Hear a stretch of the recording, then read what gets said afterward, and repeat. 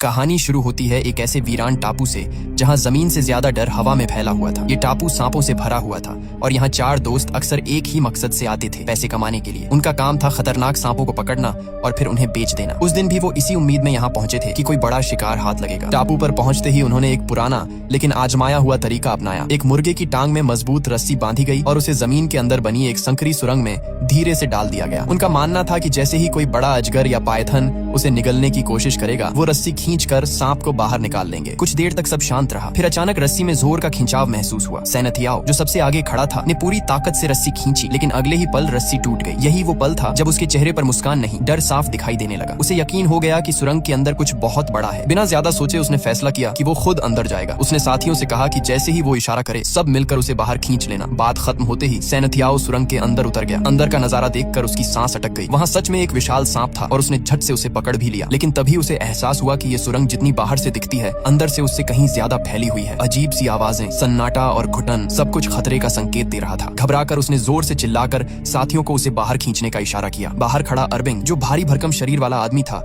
इसे मजाक समझ बैठा। उसे लगा सैनथियाओ डराने के लिए नाटक कर रहा है। हंसते हुए उसने मदद करने के बजाय उसके पैरों में गुदगुदी करनी शुरू कर दी। लेकिन मजाक उस वक्त खत्म हुआ जब सैनथियाओ की चीखें सच में डर से भर गईं। अब तीनों दोस्त एक साथ रस्सी खींचने लगे, मगर तब तक देर हो चुकी थी। सुरंग के अंदर से एक बेहद विशाल सांप झपटा और पल भर में सैनथियाओ को अपनी पकड़ में लेकर अंदर खींच ले गया। घबराए हुए अरबिंग ने हाथ डालकर उसे बचाने की कोशिश की, लेकिन अगले ही सेकंड एक सांप ने उसके हाथ को जकड़ लिया। बड़ी मुश्किल से उसे बाहर खींचा गया। उसके हाथ से चिपका वो सांप तुरंत मार दिया गया, लेकिन नुकसान हो चुका था। सुरंग के अंदर से आ रही भयानक अजीब सी आवाजें अब किसी आम सांप की नहीं लग रही थीं। सबको लगने लगा कि वहाँ कोई और ही खौफनाक चीज छिपी है। डर के मारे वो लोग बिना पीछे देखे अपनी नाव की ओर भागे। रात हो चुकी थी, बारिश तेज हो रही थी, नाव आगे बढ़ रही थी और अरबिंग अंदर ही अंदर टूट चुका था। उसे लग रहा था कि सैनथियाओ की मौत का जिम्मेदार वही है। इसी बात पर नाव में बहस शुरू हो गई और तभी अचानक उनकी नाव को नीचे से जोरदार टक्कर लगी। उस झटके के बाद उन सबके दिमाग में एक ही ख्याल घूमने लगा, कहीं वही टापू वाला खौफनाक मॉन्स्टर उनका पीछा तो नहीं कर रहा। वो कुछ समझ पाते उससे पहले ही नाव को एक और जबरदस्त झटका लगा। इस बार असर इतना ज्यादा था कि पूरी नाव बुरी तरह डगमगा गई और डाबिंग अपना संतुलन खोकर सीधे पानी में गिर गया। डाबिंग को गिरते देख बामियान घबराकर नाव के ऊपर चढ़ा और तुरंत लाइट चालू कर दी। उधर अरबिंग ने बिना वक्त गंवाए रस्सी से बंधा हुआ टायर पानी में फेंक दिया ताकि डाबिंग उसे पकड़ सके। सब कुछ सेकंड में हुआ, लेकिन डर का माहौल और गहरा होता जा रहा था। इसी बीच जैसे ही अरबिंग की नजर बामियान की तरफ गई, उसके पीछे उसे एक बेहद विशाल सांप खड़ा दिखाई दिया।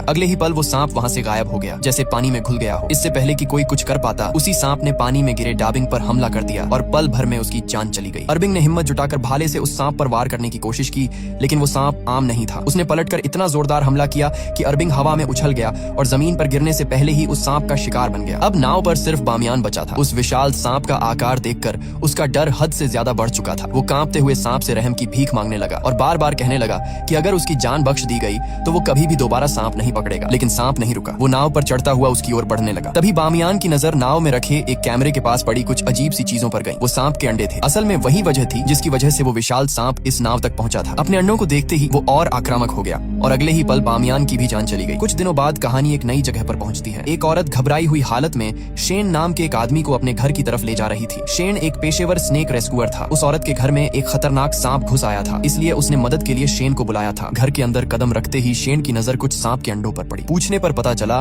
कि वो अंडे उस औरत का पति कहीं से उठा कर ले आया था। शेन ने साफ शब्दों में कह दिया कि वही सांप इन अंडों की वजह से यहाँ तक पहुंचा है। तभी ऊपर वाले कमरे से हलचल की आवाज आई। शेन तुरंत वहाँ पहुंचा। कमरे के एक कोने में वो औरत का पति और उसका बच्चा डरे हुए बैठे थे और उनके सामने वही जहरीला सांप फन फैलाए खड़ा था। सांप ने शेन पर भी हमला करने की कोशिश की, लेकिन शेन अपने काम में माहिर था। उसने कुछ ही पलों में सिर्फ एक रस्सी की मदद से सांप को काबू में कर लिया। जब उस औरत के बच्चे ने राहत की सांस लेते हुए शेन का शुक्रिया अदा किया तो शेन ने शांति से कहा, सांप बुरे नहीं होते, बस अपने पिता से कहना कि आज के बाद सांप के अंडे कभी मत चुराना। इसके बाद शेन के पास उसका दोस्त माफिन आया। आते ही उसने अपना मोबाइल शेन के सामने कर दिया। स्क्रीन पर एक न्यूज क्लिप चल रही थी। रिपोर्ट में बताया जा रहा था कि कुछ दिन पहले समुद्र में हुई रहस्यमयी घटना के बाद अब पुलिस को समुद्र के किनारे बामियान की लाश और उसका कुछ सामान मिला है। लाश की हालत देखकर साफ लग रहा था कि मामला किसी आम हादसे का नहीं है। ये खबर देखते ही शेन एक पल भी रुका नहीं। वो सीधे वाइल्ड लाइफ प्रोटेक्शन एसोसिएशन के ऑफिस पहुंच गया। वहाँ उसने बामियान की तस्वीरें सबके सामने रखी और समझाया कि शरीर पर बने दांतों के निशान किसी साधारण सांप के नहीं है। उसके मुताबिक ये निशान टाइटन पाइथन के हैं, जिसकी लंबाई करीब 15 मीटर तक हो सकती है और ऐसे सांप सिर्फ एक ही जगह पाए जाते हैं, स्नेक आइलैंड पर। शेन का मानना था कि अब देर नहीं करनी चाहिए। उसने संगठन की ताकत का इस्तेमाल करते हुए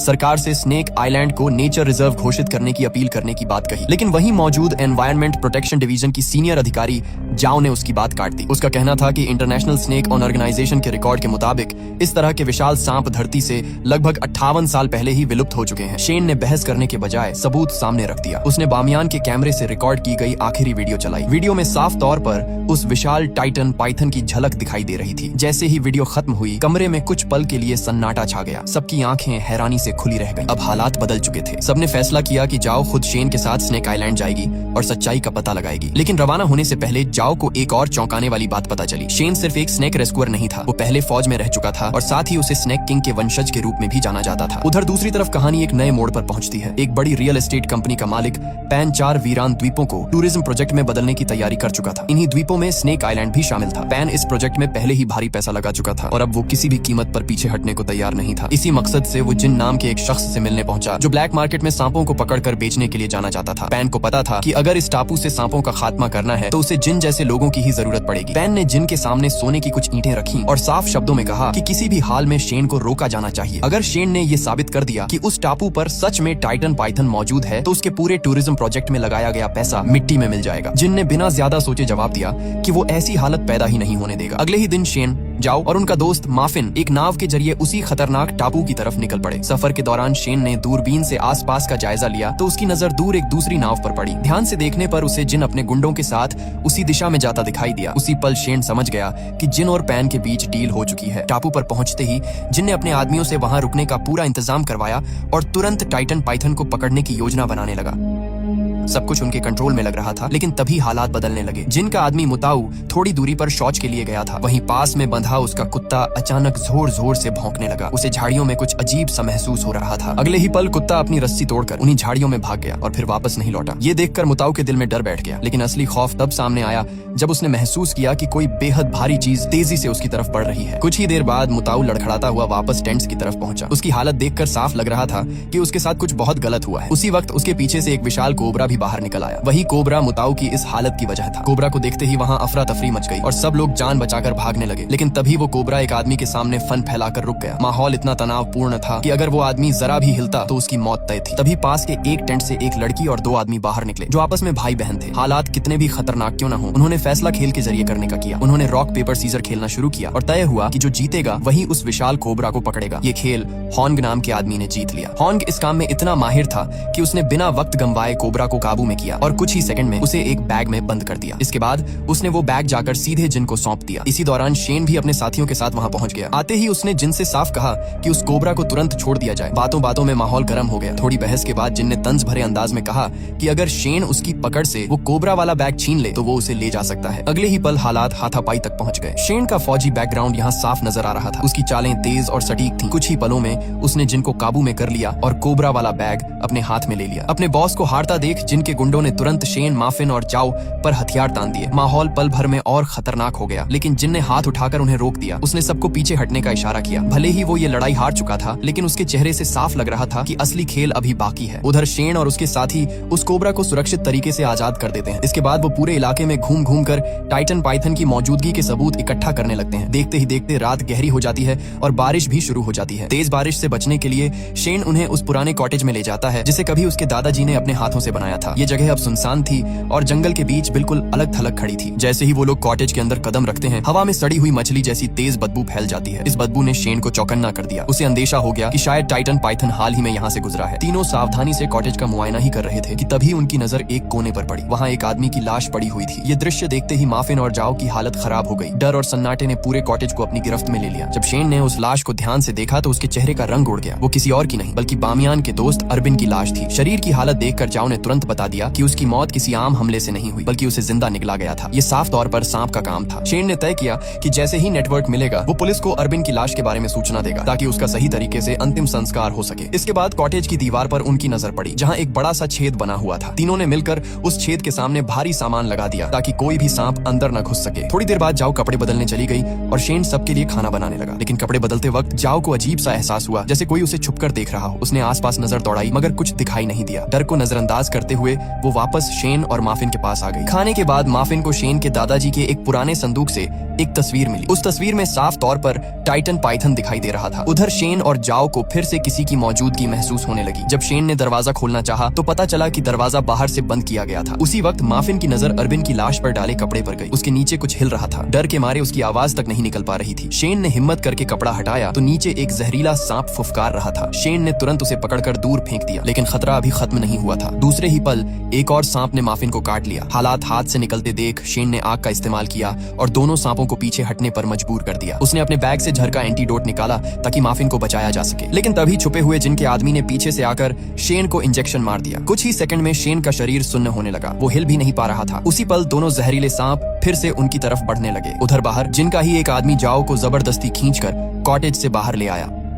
उसकी नीयत साफ नहीं थी। वो जाओ के साथ कुछ गलत करने ही वाला था कि तभी झाड़ियों के पीछे से टाइटन पाइथन निकला। एक ही पल में उस आदमी को अपनी पकड़ में लिया और घसीटते हुए जंगल के अंदर ले गया। जाओ किसी तरह उसकी पकड़ से छूट गई। घबराई हुई जाओ भागकर वापस कॉटेज के अंदर आई। शेन और माफिन की हालत देखकर उसका दिल बैठ गया लेकिन शेन ने मुश्किल से उसे एंटीडोट की तरफ इशारा किया। बिना वक्त गंवाए जाओ ने दोनों को एंटीडोट दे दिया और उनकी जान बच गई। अगली सुबह हालात थोड़े संभले। तीनों फिर से टाइटन पाइथन को ढूंढने के लिए निकल पड़े। तलाश के दौरान उन्हें एक पेड़ से लटकी हुई एक बड़ी सांप की केंचुली मिली। ये साफ सबूत था कि टाइटन पाइथन इसी टापू पर मौजूद है। हालांकि शेन जानता था कि सिर्फ इतना काफी नहीं है। सच साबित करने के लिए उन्हें अभी और भी ठोस सबूत इकट्ठा करने थे। इसी दौरान उनकी नजर पास ही जमीन पर पड़े योंग पर पड़ी। उसकी हालत बेहद खराब थी जैसे उसकी जान किसी भी पल निकल सकती हो। शेन ने बिना देर किए अपना एंटीडोट निकाला और उसे दे दिया। कुछ ही देर में योंग की सांसें संभलने लगीं और उसकी जान बच गई। लेकिन तभी जाओ की नजर योंग के शरीर पर लगे एक अजीब से लिक्विड पर गई। उसे समझते देर नहीं लगी। ये निशान टाइटन पाइथन के थे और इसका मतलब साफ था कि वो अब अंडे देने के बेहद करीब है या शायद दे भी चुकी है। इसके बाद वो लोग योंग को सहारा देकर जिनके पास ले आए। वहाँ मौजूद लोगों को पहले लगा